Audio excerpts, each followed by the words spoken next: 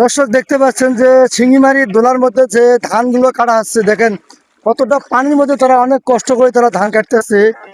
দেখেন এখানে অনেক যোগ পাওয়া যায় বা মাছও আছে এখানে।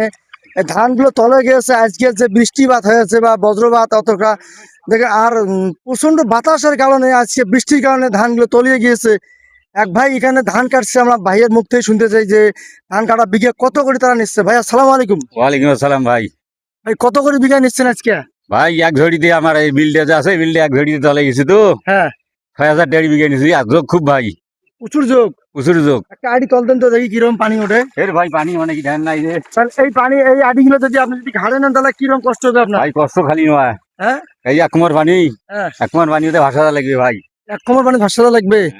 দর্শক আপনারা দেখতে পাচ্ছেন যে এক কোমর পানির মধ্যে যে ধানের ভাতটা যে সাজানো হবে এখানে, আপনারা দেখতে পাচ্ছেন যে পানি এখন পুরো বিলটা পানি দিয়ে ভরে গেছে।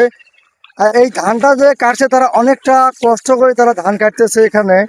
আমরা আরো কিছু ভাইয়ের কাছে শুনতে চাই যে তারা কতটা কষ্ট করে এই ধানগুলো কাটতেছে এখানে।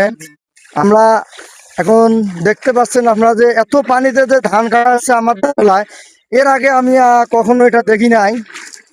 তাই আজকে এখানে চলে আসলাম, ধান কাটা দেখে আর থাকতে পারলাম না, তাই পানিতে আমি নেমে গেছি। আপনারা দেখতেছেন যে এক ভাই মুরব্বী ভাই আছে আমার এখানে, ভাইয়ের সঙ্গে একটু কথা বলে যাই। ভাই আসসালামু আলাইকুম। অতি যখনই ওয়ালাইকুম সালাম। ভাই আজকে ধান কাটা কত করে নিচ্ছেন? 6,000 তাও পোষায় না ভাই, বিলের পানি যোগ। যোগও আছে এখানে? হ্যাঁ, যোগ মানে সেই যোগ।